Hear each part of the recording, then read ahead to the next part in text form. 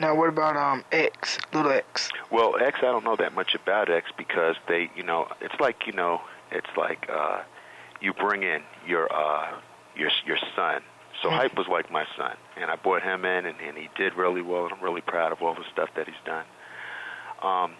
Then what happened later was that Hype brought in X. That was his understudy. Okay, it goes on like that. Okay, so it's kind of like a feeder program. Exactly. So pretty much you start off as Gophers, give me my cream cheese or bagel, give me orange juice, give me a sandwich off the cart, and all that stuff. Is that basically the route that you got to take if you really want to become a music director? No, not necessarily now. I think a good route to take is to work with another music video director so you can learn. Like, there's so many different things you can do in this business. You can be a cameraman. You could be a stylist. Do sound, be an editor and stuff. It just takes a special kind of cat who wants to be a director because you kind of have to be responsible for a little bit of everything. So everybody is not it, and there's different routes you can take. Some directors come from a camera background that they used to shoot, and then they said, oh, you know what, I want to direct. Or, like myself, I used to kind of do a lot of editing before I became a director. So the beauty about that was I kind of knew what I needed to shoot. Because a lot of directors, that's the biggest problem. They don't know what they need, and they overshoot sometimes. But if you have an editing background, you know exactly what you need to put together. Right. Is Video Music Box still going strong? It's still going strong, but I think Ralph calls it another name now, and I still stay in touch with Ralph. I think it's called The Bridge right now. The Bridge. In New York. Okay. Have you spoken to Ralph yet? Have you had any... No, I haven't spoken with Ralph because, like I said, this is like the first time me sort of getting like a good glimpse of what Video Music Box is since I'm not from the tri-state area. And being down south, it was like certain programs like only varies in like regions and things of that nature. So, what is your take on hip hop today? Because everybody's been bashing hip hop, like people within academia, ever since the whole Imus flap. What's your take? Well, I think hip hop today is still very strong. I mean, I think it encompasses everything: sports, TV, films, commercials, everything incorporates hip hop because they know it's so big. You can't get away from it. All the young white kids out there, they're into hip-hop. Everybody's into hip-hop, and they realize that the reason is because it makes money. People want to be part of it. The thing that I think is kind of dangerous is I think record companies exploit it. They put it out real quick.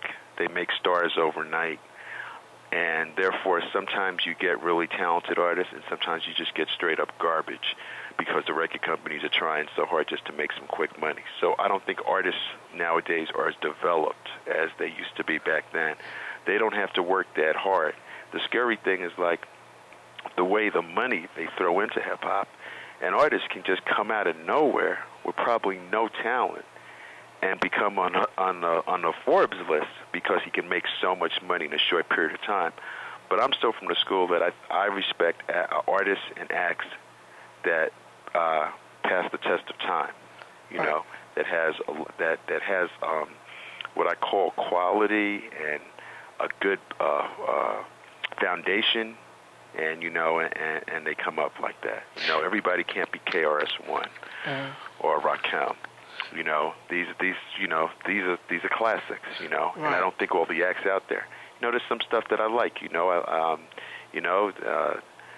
look at a Dr. Dre, but Dr. Dre is amazing, but he's come from that. He's worked. He's been in the game. You know what I mean? I like Timbaland. I like T.I. I like Ludacris. These the ones that I've just mentioned are maybe like more modern, more new, but I think that they have some strength. And if you watch these guys too, they have a lot of respect for the early pioneers, and I think that's part of what makes them great. Yeah, why do you think, in your opinion, that rappers such as Common, Mos Def, Talib Kweli don't get the hype and the sales, say, of like a Jay-Z or 50 Cent, while Kanye, he's like the fine line between like Mos Def, Talib Kweli, but he still can pull like 50 numbers? Well, Kanye's figured out what to do. He's figured out how to take a nice message, because he's a spiritual rapper. He's a conscious rapper, but he's found that edge to make it commercial. As far as the rest of those guys who I've loved, have tons of respect for, you know what? The masses don't want to be educated. They want instant gratification and stuff, and I think that's why. But there's always going to be a market. There's always going to be a market for talib quality, for Common, for Lupe Fiasco.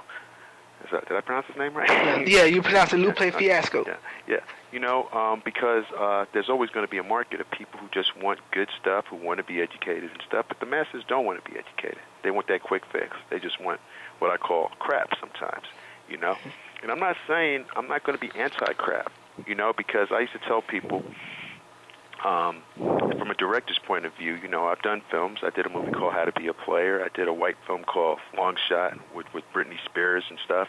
But I always tell people, just because you're black doesn't mean all your movies have to be quality and high-end. I said because there's something called B movies, there's C movies, there's crap movies out there. There's a market for that. There's people who like that and stuff. If, as a director, that's what you choose, I'm not going to be mad at you because that's what you're going after. That's what your market is. At the same token, the people who, your Steven Spielbergs, who do the high-end stuff, there's a market for that, too. On the people who do conscious films, there's a market for that. So I don't knock any person who does their thing. I just like the public to be at least aware of what this is. Right. Look at it like that. And that's how I look at the hip-hop where it is right now. And in the music industry right now, there's been a big blow up because 50 got PO'd when he found out that his video with Robin Thicke got leaked, and he did not take it too well. I mean, boy done ripped the plasma TV and threw it around his office, threw his phone out the office, and I take it 50 was having a not so very good day that day. Right. Absolutely.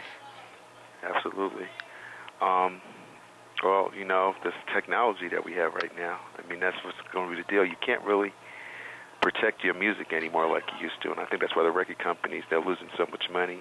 I think there's just got to be a way that we figure it out. I mean, the thing is, the irony is, the record companies were charging too much for the music anyway, and that's why people started downloading. It's as simple as that.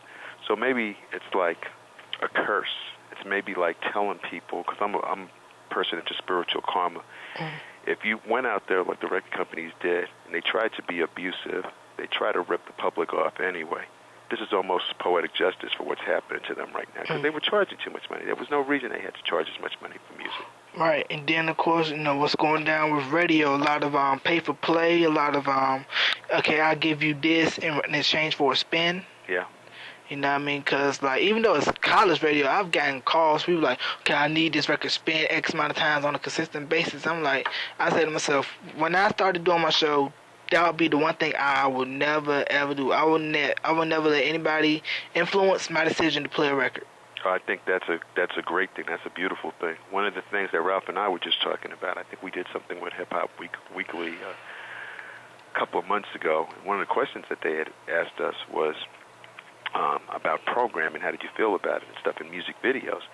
And I said, when we did Video Music Box, an artist brought a video to us, and we would go like, okay, we'd look at it, me and Ralph would look at it, we say, yeah, we like this is dope.